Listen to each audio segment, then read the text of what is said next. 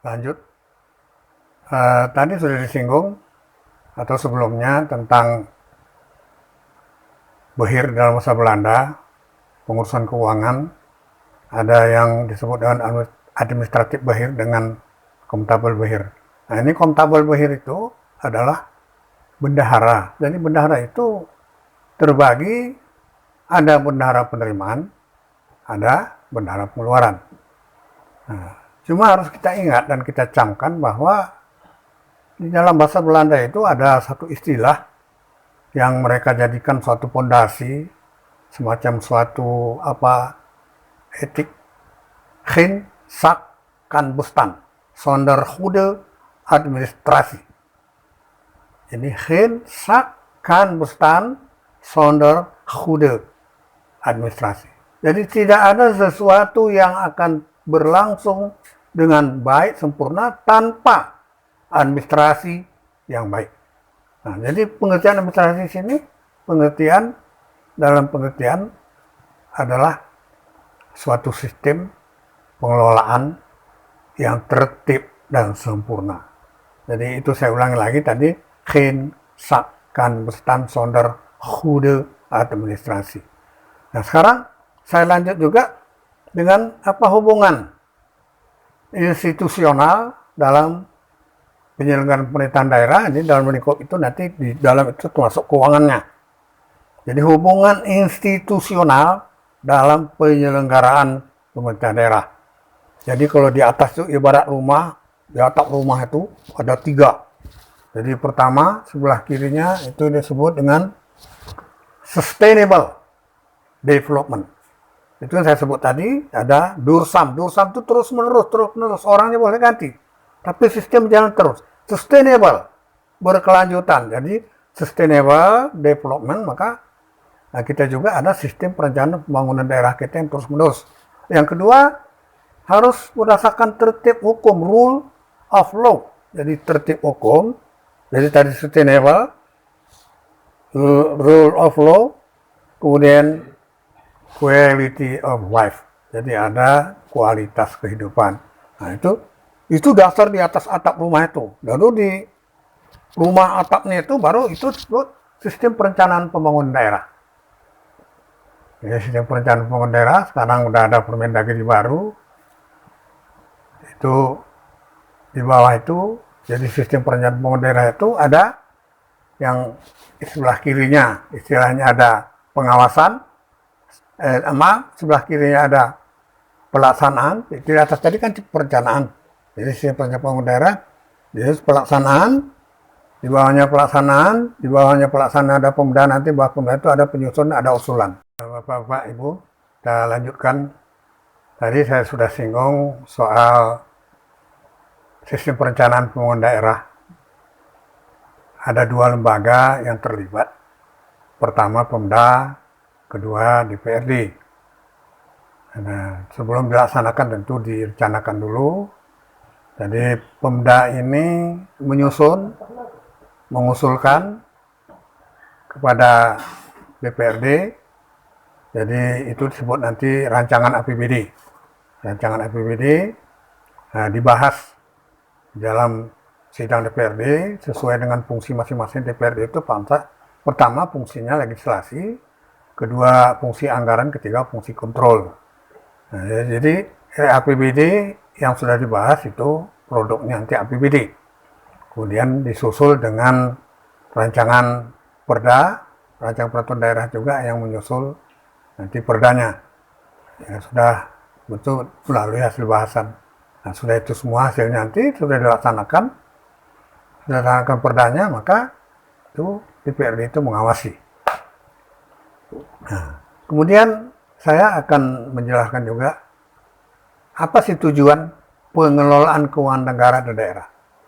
Nah, jadi istilah tadi di awal tadi saya sebut pengurusan, mengurus. Nah, istilah sekarang ini berkembang istilahnya jadi pengelolaan.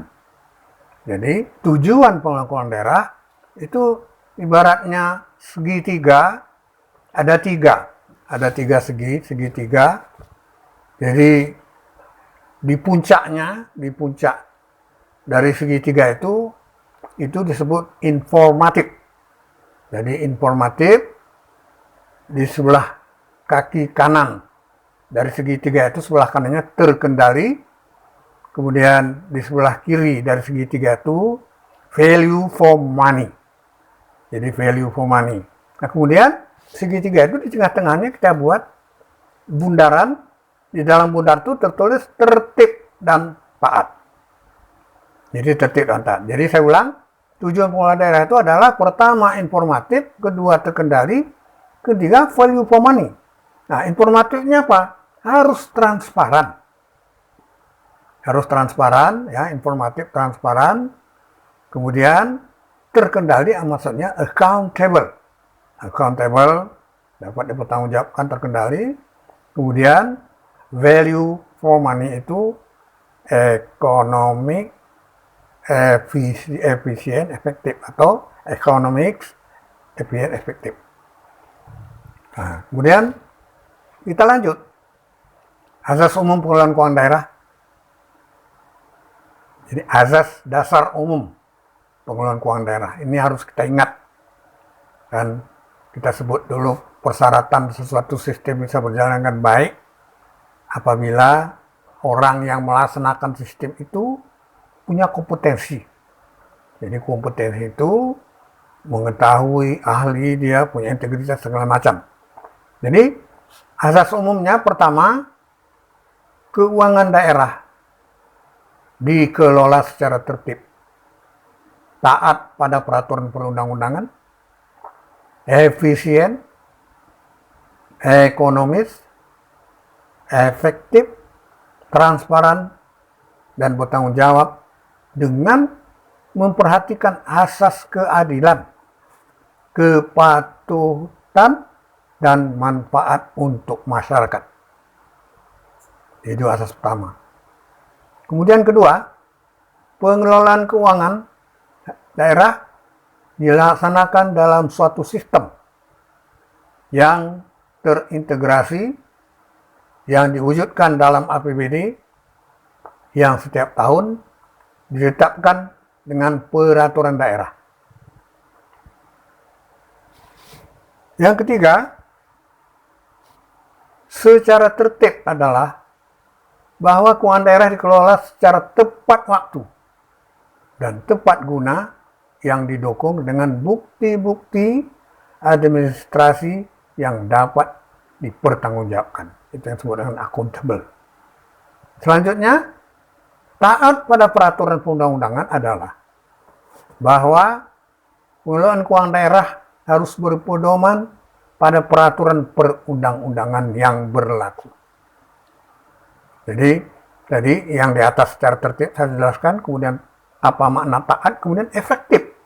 Efektif merupakan pencapaian hasil program dengan target yang telah ditetapkan, yaitu dengan cara membandingkan keluaran dengan hasil. Jadi ada output, ada outcome. Nah, kemudian apa yang dimaksud dengan efisien? Efisien merupakan pencapaian keluaran yang maksimum dengan masukan tertentu atau penggunaan masukan terendah untuk mencapai keluaran tertentu. Jadi kalau Bapak Ibu ingat, dulu ada namanya belanja langsung, ada belanja tidak langsung dulu, RKA, tapi dengan sistem keuangan sekarang tidak ada lagi pembedaan belanja tidak langsung. Nah, kemudian apa yang dimaksud dengan ekonomis? Ekonomis merupakan pemerolehan masukan dengan kualitas dan kuantitas tertentu pada tingkat harga yang terendah. Nah, kemudian transparan. Ini beda dengan openness, transparan, beda. Transparan merupakan prinsip keterbukaan yang memungkinkan masyarakat untuk mengetahui dan mendapatkan akses informasi seluas-luasnya tentang keuangan daerah. Jadi kalau ada ditutup-tutup, ya itu bukan transparan. Nah, kemudian bertanggung jawab yang merupakan perwujudan kewajiban seseorang untuk mempertanggungjawabkan pengelolaan dan pengendalian sumber daya dan pelaksanaan kebijakan yang dipercayakan kepadanya dalam rangka pencapaian tujuan yang telah ditetapkan sebelumnya. Kemudian keadilan. Keadilan adalah keseimbangan distribusi kewenangan dan pendanaannya dan atau keseimbangan distribusi hak dan kewajiban berdasarkan, saya ulang, hak dan kewajiban berdasarkan perimbangan atau pertimbangan yang objektif. Apa yang dimaksud dengan kepatutan adalah tindakan atau satu sikap yang dilakukan dengan wajar dan proporsional. Kemudian apa itu manfaat? Manfaat itu sama dengan kegunaan yang dirasakan oleh masyarakat. Jadi manfaat untuk masyarakat adalah bahwa keuangan daerah diutamakan untuk pemenuhan kebutuhan masyarakat. Nah, kita sampai kepada apa yang disebut dengan konsep ekonomis, efisien, dan efektif. Nah, apa sebenarnya ekonomi, efisien, efektif? Jadi itu kita melihat nanti yang masuk dengan efisiensi itu kita mulai dari ekonomi dulu, ekonomis. Jadi kalau misalnya kita berbelanja, jadi uang kita 100, yang kita beli umpamanya 90, itu ada penghematan ekonomis. Jadi ekonomi ini ada inputnya, input itu diproses menjadi output, kemudian output proses lagi menjadi outcome. Jadi di mana efisiensi itu antara input dengan output, kita melihat nanti. Nah, kemudian efektivitasnya apakah di dalam output itu efektivitasnya menghasilkan outcome. Jadi efeknya ada outcome. Jadi output, outcome. Outcome itu yang dicari hasilnya. Jadi outcome itu dari beberapa input. Kalau satu input aja dia satu output. Beberapa input baru menghasilkan outcome.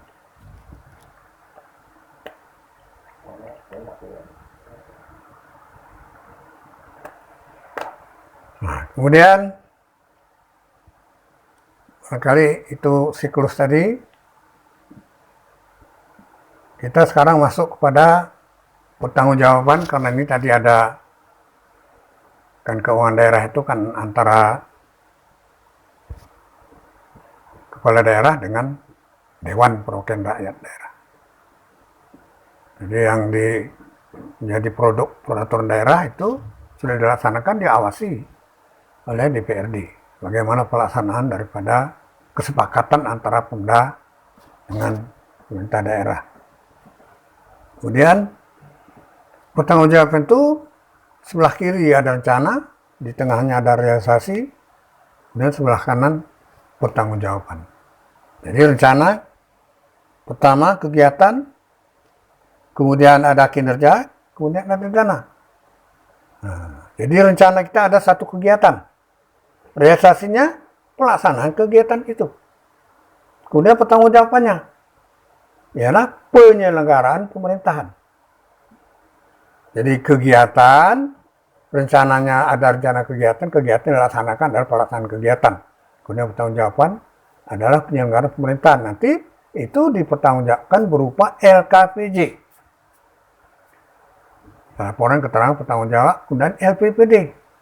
Laporan bertanggungjawab pemerintah daerah. Ini ditujukan kepada siapa? LKPJ kepada DPRD, LPPD kepada atasan. Bapak, Ibu, saya melanjutkan dalam suatu siklus pengelolaan keuangan daerah. Jadi siklus itu diawali dengan yang biasa kita dengar canlakwas, tapi ini Pertama perencanaan, lalu pelaksanaan, kemudian penatausahaan, keempat pertanggungjawaban, dan terakhir pengawasan. Nah, perencanaan itu kesimpulannya diawali dengan RPJMD, dari RPJMD turun ke RKPD. Jadi RKPD nanti disusunlah KUA dan PPAS, biasanya bulan Juni sudah turun pedoman teknis dari Menteri Dalam Negeri.